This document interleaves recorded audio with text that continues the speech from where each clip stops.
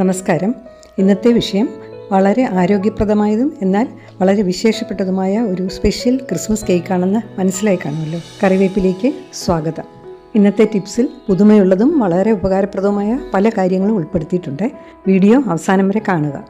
ഷുഗറോ ഓയിലോ മൈദയോ ഒന്നും ചേർക്കാത്ത ഡയബറ്റിക് ഫ്രണ്ട്ലി ആയിട്ടുള്ള ഈ ക്രിസ്മസ് കേക്ക് ഉണ്ടാക്കിയിരിക്കുന്നത് ആരോഗ്യത്തിൻ്റെ ഉറവിടം എന്ന് വിശേഷിപ്പിക്കാവുന്ന മില്ലറ്റിൻ്റെ മാവ് ഉപയോഗിച്ചാണ്. അപ്പം നമുക്ക് കേക്കിൻ്റെ റെസിപ്പിയിലേക്ക് കടക്കാം. ചെറിയ 2 ആപ്പിളാണ് ഞാൻ ഇതിനു വേണ്ടി എടുത്തിരിക്കുന്നത്. ഏകദേശം ഒരു 250 ഗ്രാം അടുപ്പിച്ച് വരും. അതിനെ ഒന്ന് പീൽ ചെയ്ത് ചെറിയ പീസാക്കി എടുക്കുക. ഇതൊരു സ്റ്റീൽ ആപ്പിൾ കോറർ.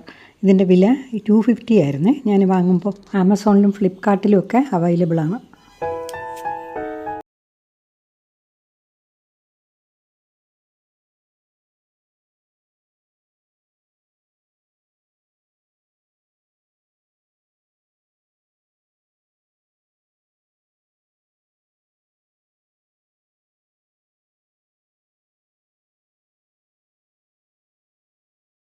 മറ്റൊരു ബൗളിലേക്ക് 2 മുട്ട പൊട്ടിച്ചൊഴിക്കുക. അതിലേക്ക് 3 ടേബിൾ സ്പൂൺ പാലും 2 ടേബിൾ സ്പൂൺ തൈരും റൂം ടെമ്പറേച്ചറിലുള്ളതായിരിക്കണേ. ഇതിൽ ഷുഗർ ചേർക്കുന്നില്ല, പകരം 1 ടേബിൾ സ്പൂൺ ശർക്കര പൊടിയാണ് ഞാൻ ചേർക്കുന്നത്. 1 ടീസ്പൂൺ വാനില എസൻസും 1/2 ടീസ്പൂൺ പട്ട പൊടിച്ചത്, സിനമൺ. ഇനി ഇതിനെ നന്നായി ഒന്ന് മിക്സ് ചെയ്തെടുക്കുക. ഡ്രൈ ഫ്രൂട്ട്സുകൾ ചേർക്കുന്നുള്ളത് കൊണ്ട് ഈ ശർക്കരയുടെ ആവശ്യമില്ല. നല്ല മധുരം ഉണ്ടായിരുന്നു കേക്കിന് ആ ഫ്രൂട്ട്സിൻ്റെയൊക്കെ. ഞാനിവിടെ എളുപ്പത്തിന് വേണ്ടി ഈ ഇലക്ട്രിക് ഹാൻഡ് ബ്ലെൻഡർ ഉപയോഗിച്ചെന്നേ ഉള്ളൂ. എങ്ങനെ വേണമെങ്കിലും ഇതൊന്ന് മിക്സ് ചെയ്തെടുക്കാം. ലിക്വിഡായിട്ടുള്ള എന്തും, അതായത് ചൂടായാലും തണുപ്പായാലും ബ്ലെൻഡ് ചെയ്യാൻ ഇത് ഉപയോഗിക്കാം. ഫിലിപ്സ് കമ്പനിക്കാരുടെയാണ്. 250 വാട്ടാണ്. ഇതിൻ്റെ വില 1580 രൂപയായിരുന്നു. ഞാൻ വാങ്ങുമ്പോൾ 1580 റുപ്പീസ്. ഇതിൻ്റെ ടെക്നിക്കൽ ഡീറ്റെയിൽസും ഉപയോഗങ്ങളും അടങ്ങുന്ന ഒരു വീഡിയോ ഞാൻ ചെയ്തിട്ടുണ്ട്. അത് എൻ്റെ സ്ക്രീനിൽ കൊടുത്തേക്കാം, താല്പര്യമുള്ളവർക്ക് കാണാം. ഇനി നമുക്കിതിലേക്ക് മില്ലറ്റിൻ്റെ പൗഡർ ചേർക്കാം. അല്പാൽപ്പം ചേർത്ത് ബ്ലെൻഡ് ചെയ്തെടുക്കണേ. 60 ഗ്രാം മില്ലറ്റ് ഫ്ലോറാണ് ഈ കേക്കിന് വേണ്ടത്. ഏകദേശം ഒരു 1/2 കപ്പോളം വരും മാവ്. ലിറ്റിൽ മില്ലറ്റ് അഥവാ ചാമ, അതിൻ്റെ പൗഡറാണ് ഇപ്പോൾ കേക്ക് ഉണ്ടാക്കാനായിട്ട് ഞാൻ ഉപയോഗിക്കുന്നത്. ഇത് നല്ല ഫൈനായിട്ടുള്ള പൗഡറാണ്. ഇത് വീട്ടിൽ തന്നെ പൊടിച്ചെടുത്തതാണ്. ഞാൻ ആ പൊടിച്ചെടുക്കുന്നത് എങ്ങനെയെന്നൊക്കെ ടിപ്സിൽ കാണിക്കുന്നുണ്ട്. നമുക്ക് മില്ലറ്റ് ഫ്ലോർ കടയിൽ നിന്ന് വാങ്ങാൻ കിട്ടും. പക്ഷേ അത് കുതിർത്തതിന് ശേഷമാണോ പൊടിച്ചതെന്നൊന്നും നമുക്കറിയില്ലല്ലോ. കുതിർത്ത ശേഷമേ മില്ലറ്റ് എപ്പോഴും ഉപയോഗിക്കാവൂ. ഇനി ഇതൊക്കെ ഒന്ന് ന്യൂട്രലൈസ് ചെയ്യാൻ വേണ്ടിയിട്ട് ഒരു ചെറിയ ബൗളിലേക്ക് 1 ടീസ്പൂൺ ബേക്കിംഗ് സോഡ ഇടുക, അതായത് സോഡാപ്പൊടി. അതിലേക്ക് 1 ടേബിൾ സ്പൂൺ വിനിഗറും കൂടി ഒഴിക്കുക. സാധാ വിനിഗറാണ് ഞാനിവിടെ ഉപയോഗിച്ചിരിക്കുന്നത്. ഒന്ന് മിക്സ് ചെയ്ത് കൊടുക്കണേ, അല്ലെങ്കിൽ ഈ ബേക്കിംഗ് സോഡ അലിയാതെ കിടക്കും. ഇതിലേക്ക് ഒഴിച്ച് നന്നായി മിക്സ് ചെയ്തതിന് ശേഷം കട്ട് ചെയ്ത് വെച്ചിരിക്കുന്ന ആപ്പിളിലേക്ക് ആഡ് ചെയ്ത് കൊടുക്കാം. ഇനി നമ്മൾ 1-2 കാര്യങ്ങൾ ചെയ്ത് വെക്കണേ. 1/4 കപ്പോളം ഡേറ്റ്സ് എടുക്കുക. നല്ല ഡ്രൈ ആയിട്ടിരിക്കുകയാണെങ്കിൽ അതിനെ ഒരു 15 മിനിറ്റ് ഒന്ന് സോക്ക് ചെയ്ത് വെക്കണേ. ഇതുപോലെ കട്ട് ചെയ്ത് റെഡിയാക്കി വെക്കുക. ഇനി ഇത് ബ്ലാക്ക് റേസിൻസ് ആണ്, സീഡ്ലെസ് ആയിട്ടുള്ളത്. ഇത് ഞാൻ നേരത്തെ ക്ലീൻ ചെയ്തൊക്കെ ഫ്രീസറിൽ വെച്ചിരിക്കും. അതുകൊണ്ട് എനിക്കിത് സോക്ക് ചെയ്യേണ്ട ആവശ്യമില്ല. അപ്പം നമ്മളിത് പുതിയതായിട്ട് വാങ്ങിക്കുകയാണെങ്കിൽ കഴുകി ഒരു 10-15 മിനിറ്റ് ഒന്ന് സോക്ക് ചെയ്തതിന് ശേഷം ഇത് റെഡിയാക്കി വയ്ക്കുക. അതൊരു 10-20 ഗ്രാമോളം മതി. ഒരു 1/4 കപ്പിൻ്റെ പകുതി മതി. ഇതൊക്കെ ചെറിയ വ്യത്യാസം വന്നാലും കുഴപ്പമില്ല, നമ്മുടെ ഇഷ്ടത്തിനനുസരിച്ച് ചേർക്കാം. ഇനി ഒരു 1/4 കപ്പ് നട്ട്സും കൂടി എടുത്ത് വയ്ക്കണം. ബേക്കിംഗ് ട്രേയിൽ അല്പം ബട്ടറോ നെയ്യോ അല്ലെങ്കിൽ ഓയിലായാലും മതി, ഒന്ന് ബ്രഷ് ചെയ്ത് വെക്കണം. ഞാനിപ്പോൾ ഇവിടെ എടുത്തിരിക്കുന്നത് 16 സെൻറ്റിമീറ്റർ സ്ക്വയറാണ്, 5 സെൻറ്റിമീറ്റർ ഹൈറ്റ്. കഴിവതും അധികം പൊക്കം ഇല്ലാത്തതും കുറച്ചുകൂടെ ഫ്ലാറ്റായിട്ടുള്ള ട്രേ എടുക്കുകയാണെന്നുണ്ടെങ്കിൽ കുറച്ച് കേക്ക് നല്ല ഡ്രൈ ആയിട്ട് കിട്ടും. ഇനി നമുക്ക് ആ വെറ്റ് മിക്സും ആപ്പിളും കൂടി മിക്സ് ചെയ്ത് വെച്ചിരിക്കുന്നില്ലേ, അതിലേക്ക് നമ്മൾ എടുത്തു വെച്ച ഡേറ്റ്സ്, നട്ട്സ്, റേസിൻസ് എല്ലാം ഇടാം. ഒന്ന് നന്നായി മിക്സ് ചെയ്ത ശേഷം ബേക്കിംഗ് ഡിഷിലേക്ക് ട്രാൻസ്ഫർ ചെയ്യാം. ഈ ബാറ്റർ ട്രാൻസ്ഫർ ചെയ്യുന്നതിന് മുൻപ് ഈ ഓവനൊന്ന് പ്രീഹീറ്റ് ചെയ്യാൻ വെക്കണം. ഇത് ഫിലിപ്സിൻ്റെ ഒരു OTG ഓവനാണ്. ഇതിൽ ബേക്കിംഗ് ഫംഗ്ഷൻ, റോസ്റ്റ്, പ്രീഹീറ്റ് തുടങ്ങിയ ഒരു 10 ഫംഗ്ഷൻസ് ഓൾറെഡി അവർ തന്നെ സെറ്റ് ചെയ്ത് വെച്ചിട്ടുണ്ട്. നമുക്ക് എന്താണോ ചെയ്യേണ്ടത് അതിൻ്റെ സ്വിച്ച് മാത്രം ഓൺ ചെയ്താൽ മതി. ഇപ്പം നമുക്ക് കേക്ക് ബേക്ക് ചെയ്യാനാണല്ലോ, അപ്പോൾ ഓവൻ ആദ്യം പ്രീഹീറ്റ് ചെയ്യുക. പ്രീഹീറ്റ് ബട്ടൺ ഒന്ന് പ്രസ് ചെയ്താൽ മതി. 10 മിനിറ്റ് കഴിയുമ്പോഴേക്കും പ്രീഹീറ്റ് ആവും. ആ സമയം കൊണ്ട് നമുക്ക് ആ വെറ്റ് മിക്സ് നമ്മുടെ ബേക്കിംഗ് ട്രേയിലേക്ക് ട്രാൻസ്ഫർ ചെയ്യാം.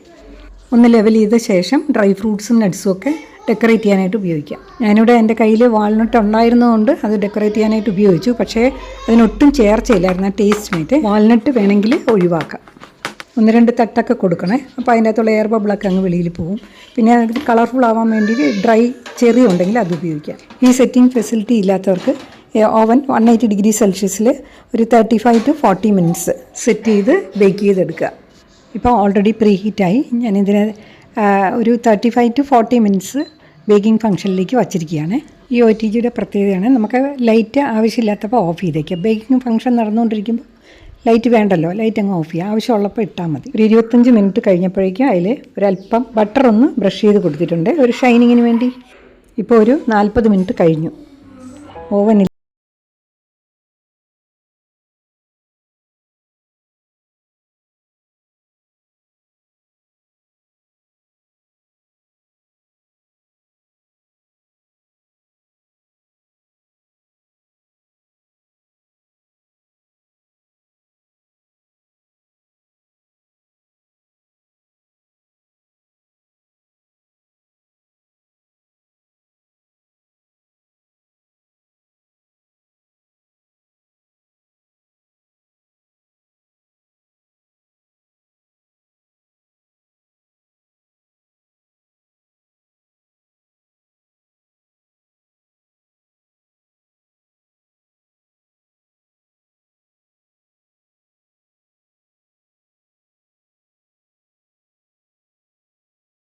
ഇരിക്കില്ല, അല്പം ജ്യൂസി ആയതുകൊണ്ട് അന്നത്തെ ആവശ്യത്തിന് ഉപയോഗിച്ച് കഴിഞ്ഞ് നമ്മൾ ഫ്രിഡ്ജിൽ സൂക്ഷിക്കണം.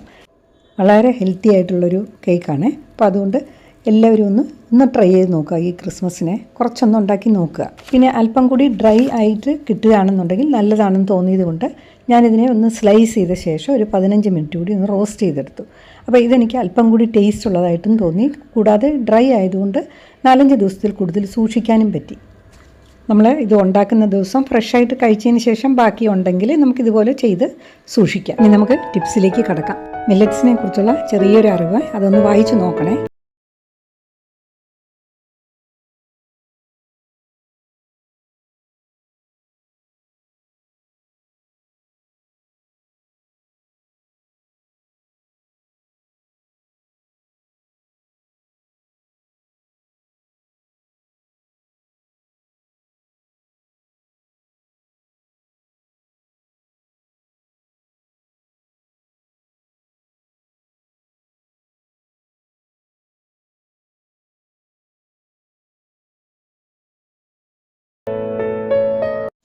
ഇപ്പോഴും മില്ലറ്റുകളെ പറ്റി അറിയാത്ത ധാരാളം ആൾക്കാരുണ്ട്. അവർക്ക് വേണ്ടിയിട്ടുള്ളൊരു ചെറിയൊരു ബോധവൽക്കരണമാണ് ഇപ്പം നമ്മൾ കണ്ടത്. മില്ലറ്റ് ഫ്ലോർ അഥവാ മില്ലറ്റ് മാവ് ഉണ്ടാക്കുന്നത് എങ്ങനെയെന്ന് ആദ്യം നമുക്ക് നോക്കാം. ഇതാണ് ലിറ്റിൽ മില്ലറ്റ് അഥവാ ചാമിയരി. ഇതിൻ്റെ മാവാണ് ഞാനിപ്പോൾ കേക്ക് ഉണ്ടാക്കാനായിട്ട് ഉപയോഗിച്ചത്. മാവ് എങ്ങനെയാണ് ഉണ്ടാക്കുന്നതെന്ന് ഞാൻ എളുപ്പത്തിലൊന്ന് കാണിക്കാം. ഇനി ഞാനിത് എവിടെ നിന്ന് വാങ്ങി എന്നുള്ളതാണ്. ട്രിവാൻഡ്രത്ത് പോത്തീസ് എന്ന് പറഞ്ഞ സൂപ്പർ മാർക്കറ്റ് ഉണ്ടല്ലോ, അവിടെ ഒരു ചെറിയൊരു മില്ലറ്റ് കൗണ്ടറുണ്ട്. അവിടെ നിന്നാണ് ഞാനിത് വാങ്ങിയത്. ഇപ്പം നമുക്ക് എല്ലാ സൂപ്പർ മാർക്കറ്റുകളിലും ഓൺലൈനായിട്ടും ഒക്കെ ലഭ്യമാണിത്. ഇനി ഇതിൻ്റെ വില നോക്കുകയാണെന്നുണ്ടെങ്കിൽ 1/2 കിലോ പാക്കറ്റിന് 98 റുപ്പീസായിരുന്നു. ഓരോ മില്ലറ്റിനും പ്രത്യേകം വില വ്യത്യാസം കാണും. ലിറ്റിൽ മില്ലറ്റിനാണ് ഈ പറഞ്ഞത്. ഓർഗാനിക്കിനാണെങ്കിൽ 1/2 കിലോയ്ക്ക് 135 റുപ്പീസാണ്. അല്പം കൂടി വില കൂടുതലായിരിക്കും. 5 പോസിറ്റീവ് മില്ലറ്റുകളിൽ ഏത് വേണമെങ്കിലും നമുക്ക് ഈ മാവ് ഉണ്ടാക്കാനായിട്ട് ഉപയോഗിക്കാം. മാവ് ഉണ്ടാക്കുന്ന എങ്ങനെയെന്ന് ഒന്ന് പെട്ടെന്നൊന്ന് കാണാം. 1 കപ്പും ചാമ അരിയാണ് ഞാനിപ്പോൾ ഇതിന് വേണ്ടി എടുത്തിരിക്കുന്നത്. അത് നന്നായിട്ട് 2-3 പ്രാവശ്യം ഒന്ന് കഴുകണം. കഴുകിയിട്ട് ഒരു 6 മുതൽ 8 മണിക്കൂർ വരെ കുതിർക്കാൻ വെക്കണേ. മില്ലറ്റുകളിൽ ധാരാളം നാരുകൾ അടങ്ങിയിട്ടുള്ളത് കൊണ്ട് നന്നായി കുതിർക്കേണ്ടത് വളരെ അത്യാവശ്യമാണ്. ഈ ഫൈബർ കുതിർന്ന് ദഹിക്കാൻ എളുപ്പമാക്കും. പിന്നെ പോഷകങ്ങളൊക്കെ ശരീരത്തിൽ എളുപ്പം നമുക്ക് ലഭിക്കുകയും ചെയ്ത് കുതിർത്ത് കഴിയുമ്പോൾ. ഇതിപ്പോൾ 8 മണിക്കൂർ കുതിർത്ത മില്ലറ്റാണ്. ഇതിനെ ഇനി നമുക്ക് ഒരു അരിപ്പയിലൂടെ അരിച്ച് വെള്ളമൊക്കെ ഒന്ന് തോർന്ന ശേഷം ഒരു തുണിയിലേക്ക് തട്ടി ഈർപ്പമൊക്കെ ഒന്ന് മാറിയ ശേഷം ഒന്ന് വറുത്തെടുക്കാം.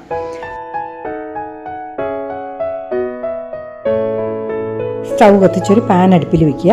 ഒന്ന് ചൂടായ ശേഷം ഈ കുതിർത്ത അരി അതിലേക്ക് ഇടുക. എന്നിട്ട് ഫ്ലെയിം ഒന്ന് മീഡിയത്തിലാക്കണേ. ഏകദേശം ഒരു 10 മിനിറ്റ് കഴിഞ്ഞാണ്. അപ്പോഴേക്കും നല്ലൊരു ഫ്ലേവറും വന്നു അത് പൊട്ടാൻ തുടങ്ങി. ഇതുപോലെ പൊട്ടിത്തുടങ്ങും. അതാണ് അതിൻ്റെ കറക്റ്റ് ആയിട്ടുള്ള പരുവം. അപ്പോൾ ഒരു 10 മിനിറ്റ് എടുത്തതാണ്. അപ്പം ഞാൻ ഫ്ലെയിം അങ്ങ് ഓഫ് ചെയ്തു മറ്റൊരു പാത്രത്തിലേക്ക് മാറ്റി. എന്നിട്ട് തണുത്ത ശേഷം നമ്മൾ മിക്സിയിലൊന്ന് നന്നായി പൊടിച്ചെടുക്കണം. ഇങ്ങനെ വറുത്ത് പൊടിക്കുന്ന മാവിന് നല്ലൊരു മണമാണ്. അരി വറുക്കുമ്പോഴും അവലോസ് പൊടിയൊക്കെ ഉണ്ടാക്കുമ്പോഴൊക്കെ ഉള്ള ആ മണം പോലെ നല്ലൊരു നമുക്ക് കഴിക്കാൻ തോന്നുന്നൊരു ഫ്ലേവറാണ് ഇതിന്. ഇനി ഇതിനെ ഒന്ന് അരിപ്പയിലൂടെ അരിച്ച് ആ മാവ് നമുക്ക് സൂക്ഷിച്ച് വയ്ക്കാം. പുട്ടുണ്ടാക്കാനും മറ്റ് പലഹാരങ്ങൾക്കെല്ലാം ഉപയോഗിക്കാം. പിന്നെ ഇപ്പോൾ കേക്ക് ഉണ്ടാക്കാനും ഞാൻ ഈ അരിച്ച മാവിൽ നിന്നാണ് എടുത്തിരിക്കുന്നത്. ഒരു 60 ഗ്രാം മതിയായിരുന്നു. അതിന് ഇപ്പോൾ എടുത്തിട്ടുണ്ട്. നല്ല ഫൈൻ പൊടിയാണിത്. മില്ലറ്റ് ഫ്ലോർ നമ്മൾ വേറെ രീതിയിൽ വറുത്ത് പൊടിക്കുന്നതും ഞാൻ ഒരു വീഡിയോ മില്ലറ്റിനെ പറ്റി ഇട്ടിട്ടുണ്ട്. അതിനകത്ത് കാണിക്കുന്നുണ്ട് വ്യക്തമായിട്ട്. ആ വീഡിയോ ഞാൻ എൻ്റെ സ്ക്രീനിൽ കൊടുത്തേക്കാം. ടിപ്സിലിനി അടുത്തത് എനിക്ക് അവിചാരിതമായി കിട്ടിയൊരു ഗിഫ്റ്റ് പാക്കറ്റാണ്. എൻ്റെ മകൾ വാങ്ങി തന്നത്. അതൊന്ന് ഓടിച്ചൊന്ന് കാണാം ഡീറ്റെയിൽഡ്.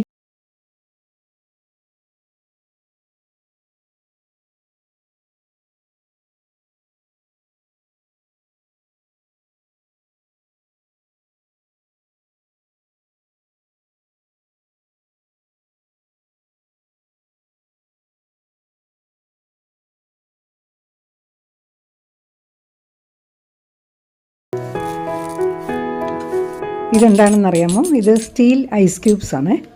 ആദ്യം നമുക്ക് ഇതൊന്ന് കാണാം. ഞാനിത് ആദ്യമായിട്ടാണ് കാണുന്നത്. അതുകൊണ്ട് തന്നെ എന്നെപ്പോലെ ഇത് അറിയാത്തവർക്ക് വേണ്ടി ഇത് കാണിക്കുന്നു. ഇത് നമ്മൾ ഫ്രീസറിൽ സൂക്ഷിക്കണം. ആവശ്യാനുസരണം സ്മൂത്തിയിലോ ജ്യൂസിലോ ഒക്കെ ഇട്ട ശേഷം വീണ്ടും കഴുകി വൃത്തിയാക്കി ഫ്രീസറിൽ തന്നെ സൂക്ഷിക്കുക. ഇതിൻ്റെ മെറ്റീരിയൽ സ്റ്റെയിൻലെസ് സ്റ്റീൽ ആയതുകൊണ്ട് തുരുമ്പെടുക്കില്ല. പിന്നെ ഞാനിപ്പോൾ കാണിക്കുന്ന ഗിഫ്റ്റ് പാക്കറ്റിലുള്ള സാധനങ്ങളെല്ലാം വാങ്ങിയത് ഹോം സെൻറ്റർ എന്ന് പറഞ്ഞൊരു ഷോപ്പിൽ നിന്നാണ്. നേരത്തെ ഈ ഷോപ്പ് ട്രിവാൻഡ്രത്തെ മോൾ ഓഫ് ട്രാവൻകൂറിൽ ഉണ്ടായിരുന്നു.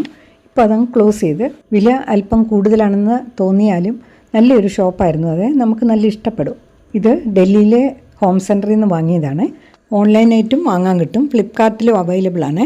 ഈ 4 എണ്ണം ഉള്ള ഒരു പാക്കറ്റിന് 374 റുപ്പീസായിരുന്നു ഹോം സെൻറ്റർ വില. ഒരു ക്യൂബിൻ്റെ വെയിറ്റ് എന്ന് പറയുന്നത് 33 ഗ്രാംസ് ആണ്.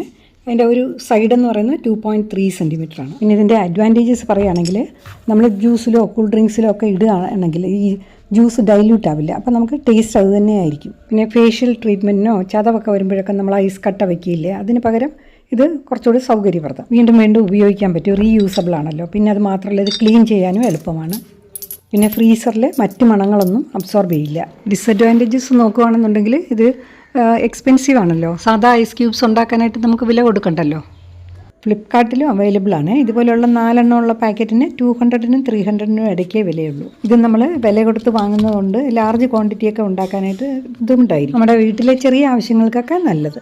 ഇനി ഞാൻ ഇതിനെ ഒന്ന് കഴുകി ഫ്രീസറിൽ കൊണ്ടുവയ്ക്കാം. ഒന്ന് ടെസ്റ്റ് ചെയ്ത് നോക്കാം നമുക്ക്.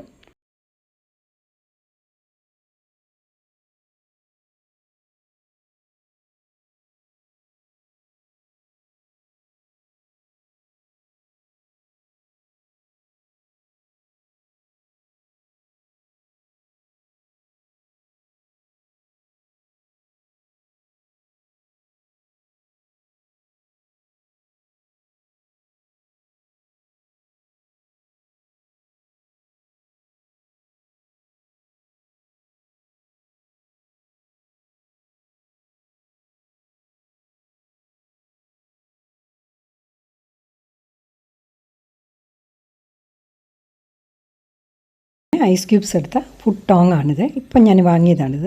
ഇതിൻ്റെ മെറ്റീരിയൽ എന്ന് പറഞ്ഞാൽ പ്യുവർ സിലിക്കണും സ്റ്റെയിൻലെസ് സ്റ്റീലുമാണ്. 9 ഇഞ്ചാണ് ഇതിൻ്റെ ലെങ്ത്. ഇതിനൊരു റിംഗ് പുൾ ലോക്കിംഗ് സിസ്റ്റമാണുള്ളത്. ഉപയോഗം കഴിഞ്ഞ് ഈ റിങ്ങിലൊന്ന് വലിച്ചാൽ മതി, ഇത് ലോക്കാവും. പിന്നെ ഈ റിംഗ് ഒന്ന് അകത്തേക്ക് പ്രസ് ചെയ്യുമ്പോഴേക്കും അൺലോക്കാവും. ഈ ലോക്കിംഗ് സിസ്റ്റം ഉള്ളത് കൊണ്ട് നമുക്കിതിനെ സ്റ്റോർ ചെയ്യാൻ എളുപ്പമാണ്. ഒന്നിൽ ഹാങ് ചെയ്തിടുകയോ അല്ലെങ്കിൽ നമുക്ക് വേറെ സൂക്ഷിക്കുകയോ ചെയ്യാം. ഹൈ ഹീറ്റ് റെസിസ്റ്റൻ്റ് ആണ്. അതുപോലെ തന്നെ തണുപ്പും കൈകാര്യം ചെയ്യാം. ഐസ് ക്യൂബ്സൊക്കെ എടുക്കാനും പിന്നെ വറുത്തതും ചൂടുള്ളതുമൊക്കെ എടുക്കാനും നോൺ സ്റ്റിക്ക് പാനുകളിലുമൊക്കെ നമുക്ക് ഇത് ഉപയോഗിക്കാം. ഫ്ലിപ്കാർട്ടിൽ നിന്ന് വാങ്ങിയതാണ്. 201 201 രൂപയായിരുന്നു ഇതിൻ്റെ വില. ഇത് ആ ഗിഫ്റ്റ് പാക്കറ്റിലുള്ളതല്ല, ഞാൻ അല്ലാതെ കാണിച്ചു എന്നേ ഉള്ളൂ. ഇനി ഗിഫ്റ്റിലെ അടുത്ത ഐറ്റം നോക്കാം. ഇതൊരു മിനി ഫ്രൈ പാനാണ്. ട്രൈപ്ലൈ ആണ്. ഇതൊരു ഹോം സെൻറ്റർ പ്രോഡക്റ്റ് തന്നെയാണ്. ഇതിന് 3 വർഷത്തെ വാറൻറ്റി ഉണ്ട്. ഇതിൻ്റെ വില ഇതിൽ എഴുതിയിരിക്കുന്നത് 1399 ആണ്. 1399 രൂപ. ഇതുപോലെയുള്ള ഫുള്ളി ട്രൈപ്ലൈ ആയിട്ടുള്ള പാനുകളെല്ലാം തന്നെ ഇൻഡക്ഷൻ ഫ്രണ്ട്ലിയാണ്. ഇത് വളരെ ചെറിയൊരു ഫ്രൈ പാനാണ്. 16 സെൻറ്റിമീറ്ററേ ഉള്ളൂ ഡയമീറ്റർ. നമ്മുടെ ഒരു കൈപ്പത്തിയുടെ ഇത്രയേ ഉള്ളൂ. ഇതിൻ്റെ വെയിറ്റ് 483 ഗ്രാംസ്.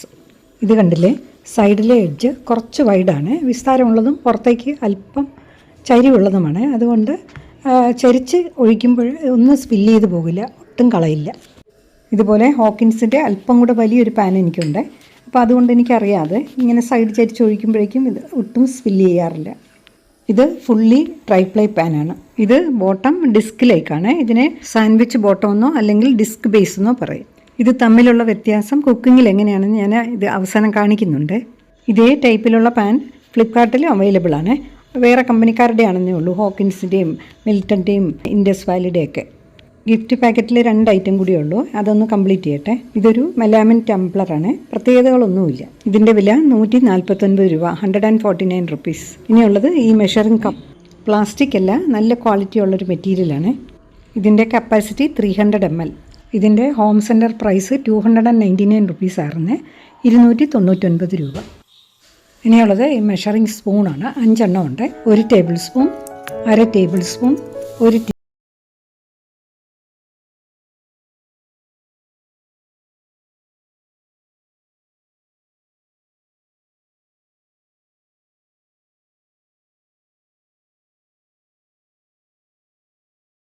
ഒന്ന് ശ്രദ്ധിക്കുക. ഇനി നമുക്ക് ഫുള്ളി ട്രൈപ്ലൈ പാനും ഡിസ്ക് ബോട്ടം അഥവാ സാൻഡ്വിച്ച് ബോട്ടം പാനും തമ്മിൽ കുക്കിങ്ങിലെ വ്യത്യാസം ഒന്ന് മനസ്സിലാക്കാം. ട്രൈപ്ലൈ എന്ന് പറഞ്ഞാൽ 3 ലെയർ മെറ്റലാണ്, ഏറ്റവും അകത്ത് ഫുഡ് ഗ്രേഡ് സ്റ്റെയിൻലെസ് സ്റ്റീൽ. ഇനി മിഡിൽ പോർഷനാണ്. മിഡിൽ ലെയർ എന്ന് പറയുന്നത് കോർ പോർഷൻ എന്ന് പറയും, അവിടെ പ്യുവർ അലുമിനിയം ആണ്. ഈ ലെയറാണ് ഹീറ്റ് ഈവനായിട്ട് ഡിസ്ട്രിബ്യൂട്ട് ചെയ്യാനായിട്ട് സഹായിക്കുന്നത്. ഇനി മൂന്നാമത്തെ ലെയർ എന്ന് പറയുന്നത് ഏറ്റവും പുറത്ത് ഇൻഡക്ഷൻ കോമ്പാറ്റബിൾ ആയിട്ടുള്ള സ്റ്റെയിൻലെസ് സ്റ്റീലായിരിക്കും. ഈ ടൈപ്പ് ഫുള്ളി ട്രൈപ്ലൈ പാൻ ആദ്യം നന്നായി ചൂടായ ശേഷമേ ഫ്രൈ ചെയ്യാനും മറ്റും ഓയിൽ ഒഴിക്കാവൂ. ഓയിൽ ആവശ്യത്തിന് ഒഴിക്കുകയും വേണം. അതിനുശേഷം ഹൈ ഹീറ്റ് മാറ്റി മീഡിയം ഹീറ്റിലേക്ക് മാറ്റുക. ഈ ഫുള്ളി ട്രൈപ്ലൈ പാൻ മുഴുവനും സെയിം ടെമ്പറേച്ചർ ആയിരിക്കും. അതുകൊണ്ട് സ്ലോ കുക്കിങ്ങിന് ഫുള്ളി ട്രൈപ്ലൈ ആണ് നല്ലത്. ഇനി ഈ സാൻഡ്വിച്ച് ബോട്ടം അഥവാ ഡിസ്ക് ബോട്ടമുള്ള കുക്ക്വെയർസ് എല്ലാം ഈ 3 ലെയർ സംവിധാനം ഇതിൻ്റെ ബേസ് ഡിസ്കിൽ മാത്രമേ കാണൂ. മുകളിലേക്ക് സ്റ്റീൽ മാത്രമായിരിക്കും. അപ്പോൾ അതുകൊണ്ട് ചൂട് ബേസിന് മുകളിലേക്ക് ഒരുപോലെ ആയിരിക്കില്ല ഡിസ്ട്രിബ്യൂട്ട് ചെയ്യുന്നത്. ഇതിൻ്റെ ബേസിൽ ചൂട് കൂടുതലായിരിക്കും. അതുകൊണ്ട് ഹൈ ഹീറ്റ് കുക്കിങ്ങിനും ഡീപ് ഫ്രൈ ചെയ്യാനും വെള്ളം തിളപ്പിക്കാനും ഒക്കെ ഈ ഡിസ്ക് ബോട്ടം പാനാണ് നല്ലത്. പാൻ മൊത്തത്തിൽ ഒരുപോലെ ചൂട് ഡിസ്ട്രിബ്യൂട്ട് ചെയ്യാത്തത് കൊണ്ടാണ് സ്ലോ കുക്കിങ്ങിന് ഈ ഡിസ്ക് ബോട്ടം പാൻ അത്ര നല്ലതല്ലാത്തത്. പിന്നെ ഡിസ്ക് ബോട്ടം പാനിൻ്റെ ഒരു നേട്ടം എന്ന് പറയുന്നത് വില അത്ര കൂടുതലല്ല. അതുകൊണ്ടാണ് നല്ല കമ്പനിക്കാർ പോലും നമ്മളുടെ ഈ സ്റ്റീമറൊക്കെ ഉണ്ടല്ലോ, അതിൻ്റെയൊക്കെ ബേസ് പോർഷൻ എന്ന് പറയുന്നത് ഫുള്ളി ട്രൈപ്ലൈ ആയിരിക്കില്ല, ഇതുപോലെ ഡിസ്ക് ബോട്ടം ആയിരിക്കും. ഇതിപ്പോൾ വിനോദ് കമ്പനിക്കാരുടെ സ്റ്റീമറാണ്, കണ്ടില്ലേ, അതിൻ്റെ ബേസ് ഡിസ്ക് ബോട്ടമാണ്. സ്റ്റീമർ എപ്പോഴും വെള്ളം തിളപ്പിക്കാനായിരിക്കുമല്ലോ ഉപയോഗിക്കുന്നത്. അപ്പോൾ ഡയബറ്റിക് ഫ്രണ്ട്ലി ആയിട്ടുള്ള ഈ മില്ലറ്റ് ക്രിസ്മസ് കേക്ക് എല്ലാവരും ഒന്ന് ഉണ്ടാക്കി നോക്കുക. ആരോഗ്യവും ആഘോഷത്തിൻ്റെ മാധുര്യവും ഒരുമിച്ച് ആസ്വദിക്കാം. വീഡിയോ ഇഷ്ടപ്പെട്ടെങ്കിൽ സബ്സ്ക്രൈബ് ചെയ്യാനും ലൈക്ക് ചെയ്യാനും ഹൈപ്പ് ചെയ്യാനും ഒന്നും മടി വിചാരിക്കരുത്. എല്ലാവർക്കും merry Christmas. Thank you. Happy birthday to you. Happy birthday.